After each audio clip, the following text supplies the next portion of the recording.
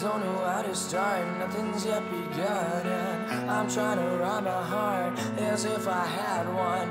I don't know how to speak so you don't hear a word, and even if I did, I know I'm not hurt. You think there's more to me, there's more to me than this. All the pain you can see, I'm in the abyss. Please tell me, pretty girl, if you find the rest. Don't look for me, 'cause I don't exist.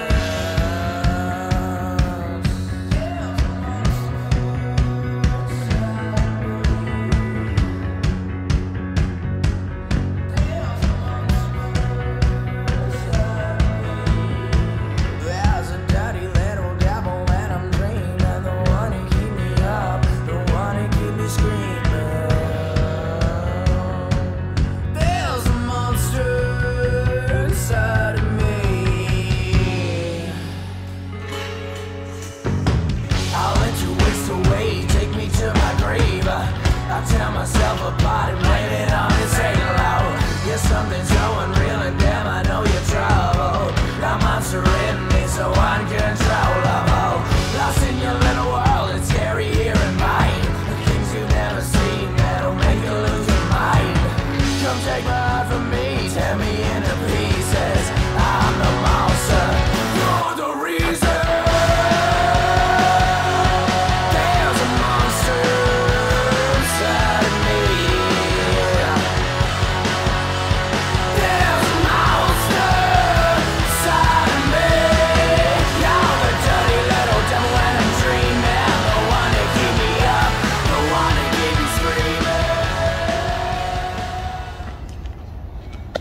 So, I'm guessing we're talking about back, let me say, 1993, 94, somewhere around that period of time. And my experience here in the Hellfire Club, the biggest experience that I ever had here is in this general area. Actually, we're going to walk up a little bit towards the area where it happened. But it almost started to happen here, so if anyone is not familiar with the Hellfire Club, to my right here we basically have the Killikee house. This is the car park here, we're just inside this car park. This barrier here wasn't there, and down about 100 metres down there on the right hand side is the quick way up the Hellfire Club that people take that aren't cardiovascularly challenged. Now we were coming this way that night, and when I say we, it was myself and a friend of mine who will remain nameless in the interest of protecting the guilty. So we were at a party, and it wasn't the greatest of parties. It was pretty, it was piss poor actually. And I would say at about 2:30, maybe 3 AM, I said to the unnamed person, that guilty person we're trying to protect, I said, look, this is crap. Do you want to go for a bike ride? It was a nice night, and not too unlike this night, and give or take a couple of weeks, around the same time of the year. It was early summer, you know, maybe the week after Whit, which is the first weekend in June. So we're, what are we at now? There was a time when I used to look at my watch to see what time it was. Now I look at it to see what day it is. Okay, so this is the 12th, so maybe 3 weeks between in terms of calendar time, but the weather was very like this, which is quite mild tonight. It's nice. So anyhow, at the time I was riding a Harley Davidson chopper, and I'm sure you guys that are not even into motorbikes are aware that Harley Davidson choppers are loud, okay? And my friend, remember that guilty person that we're not naming to protect his guilt, he was on a Street Fighter, a GS 750 Street Fighter, a Suzuki, and we moseyed on up towards here. We came from Stepaside and we moseyed on up here. So maybe 3 o'clock in the morning we arrived here, and so we walk up and I'll tell you as we go along. But anyhow, 3 o'clock in the morning we scooted into the car park down there. It was a gravel car park at the time, and a lot of noise. The rolling thunder, as we like to call it in the bike trade, came into town, and if there had been anyone here, humans, ghosts, energies, badgers or deer, they heard us coming, okay? So in we came anyhow, got off the bikes, and we started walking down here. For no particular reason other than it was just something to do. Now, anyone that doesn't know me, they could be watching this and going, well, he was probably stoned or whatever. Drugs never really was my thing. Training was always my drug. And anyone that knows me, I'm involved in martial arts, heavily involved in martial arts until I was 3 years of age. And as you can see now, I'm well on into my 20s.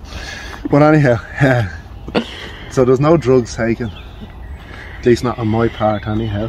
And we walked up along here. So two pretty big fucking burly bikers rocking along here.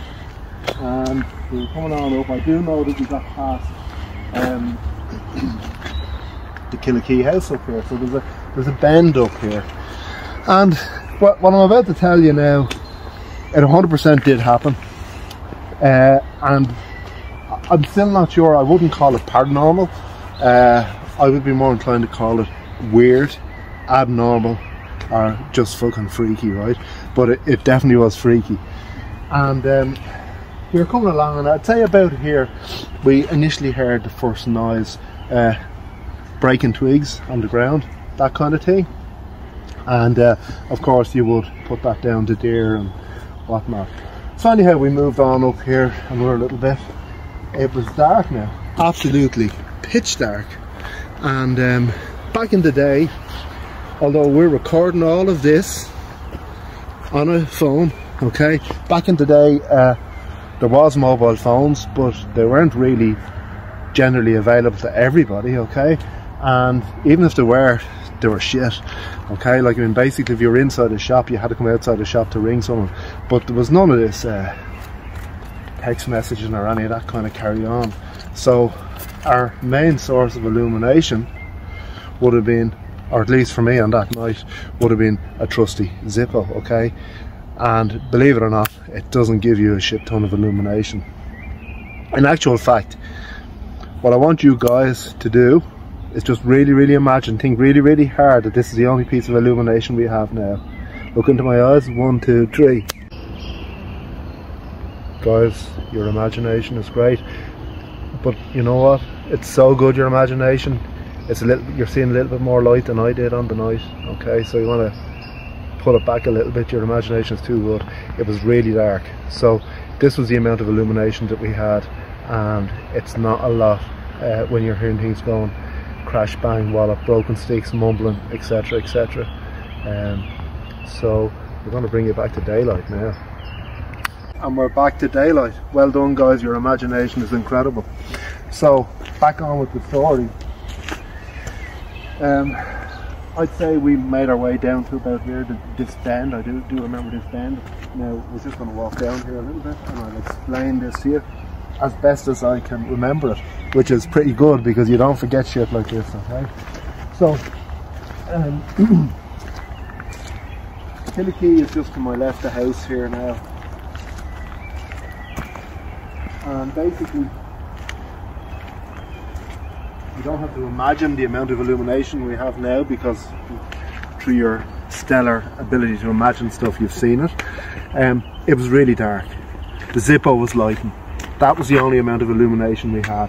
Eventually the Zippo becomes so hot that it singes the fingers off you and it goes out, and then you have to close your Zippo down and there's no more light.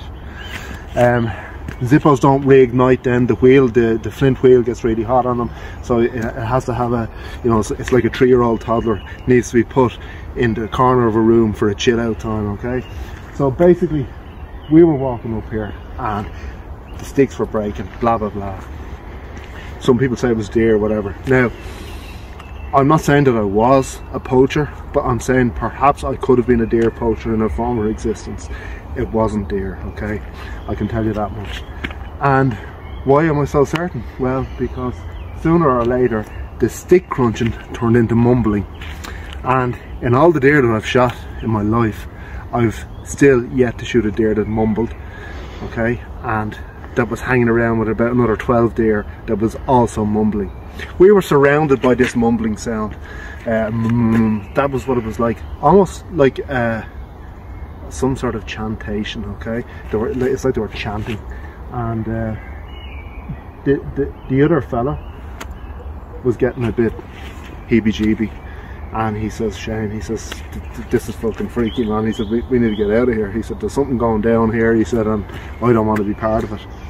And the main reason why this individual remained nameless, because I think he's still a biker, and this is bad news for a biker. He said to me, hold my hand, I'm frightened. So with that was very shocking for me, okay? I told him to cop on, and I said, right, we'll retreat, you know. But he wanted to run, and I didn't think running was a good idea. There was lots of people here, like, I mean, there was me and Damien and the 12 other people. In actual fact, in retrospect, it could have been a better party up here than where we were at if we had have arrived earlier. So anyhow, we made our way back down there. The mumbling got louder. Only thing we had was a Zippo, and you know, people that know me, I'm always carrying a knife. I had a Buck 119, slightly different knife to this, but out that came, and I was ready to go with that because I was pretty sure that we were in the shits at this stage, okay? I was pretty sure something was going to go down, and it wasn't going to be cool. Like, I mean, we're talking, what, 3 o'clock in the morning, 3:30 in the morning at this stage. It's not a fucking tea party, okay? So whatever the hell is going on here at 3:30 in the morning, and I still don't maintain it's paranormal, I think these were weird individuals, okay? And I'm probably sure that there's some weird individuals somewhere tonight telling the story about the night that these two weird bikers came up into the Hellfire Club, okay? That could be the alternative side to it. But the thing is, it did happen. Now, that is the freakiest experience I ever had in the Hellfire Club, and this is a part of the Hellfire Club that's forgotten about, because people get here, paranormal investigators, ghost hunters, whatever you want to call them, but they just can't get to the top of that hill quick enough. But you know, this is where it was at for me, definitely on that night anyhow. And I used to come to the Hellfire quite regularly.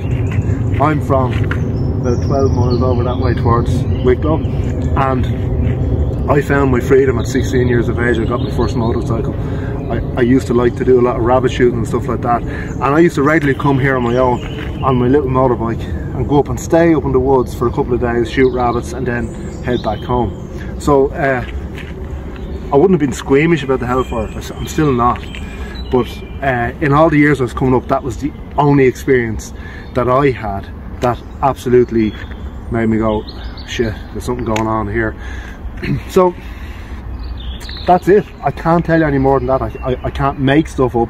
That's what happened. Interestingly enough, when we were coming up to make this video, we were coming up in the car a few nights ago.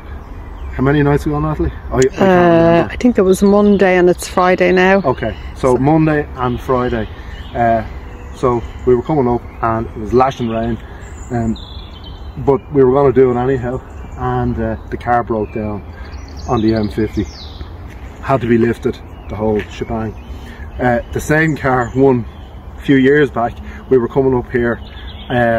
Now, I'm not saying this is paranormal because it's a Volkswagen and they're shit cars, okay? Don't buy a Volkswagen, guys, they're absolutely crap, okay? But the same car a few years back, we were coming up on a Friday the 13th, and we couldn't get to Friday the 13th quick enough, so our plan was, we hatched a plan to come up very late on the Thursday night, and as 11 o'clock rolled into, as 11:59 rolled into 12, well, voila, we had Friday the 13th. The car broke down that night as well. Because we wanted the witching hour. We wanted the witching hour, yeah. So anyhow, up we came that night. I had to fix the car. It was only a puncture, but I had to fix it on the side of the road. And we have a little bit of information about that, but you're not getting that tonight. I'm gonna have to hold off, because that's another story about the Hellfire Club. Part 3 maybe. Part 3, part 4, part 27.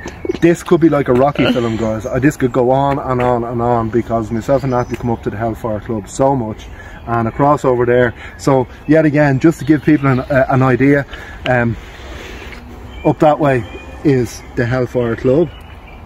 Okay, this way is Killikee House, and across the other side of the road then we have Massey's Woods. Okay, and we got some freaky shit to tell you about Massey's Woods as well. So we're going to head back down this way now. There's not much more I can tell you about it. We'd like to know your experiences in the Hellfire Club, what you think about the Hellfire Club, what you think of my experience, what you think it might have been. Do you think it was just a random bunch of school teachers that happened to be in the woods at 3:30 in the morning, Christian brothers, druids? What do you think? Like, I mean, the book is open, because I can't tell you what it was, because we didn't actually see anything, because we didn't have enough illumination. And you know, having used your own mighty powerful stellar imagination, you know how much illumination a Zippo gives off now. But I hope the story was interesting, and remember, this is a genuine bona fide legit story. This is what happened. I still don't think it was paranormal. I just think it was a bunch of weirdos. So guys, happy Friday the 13th.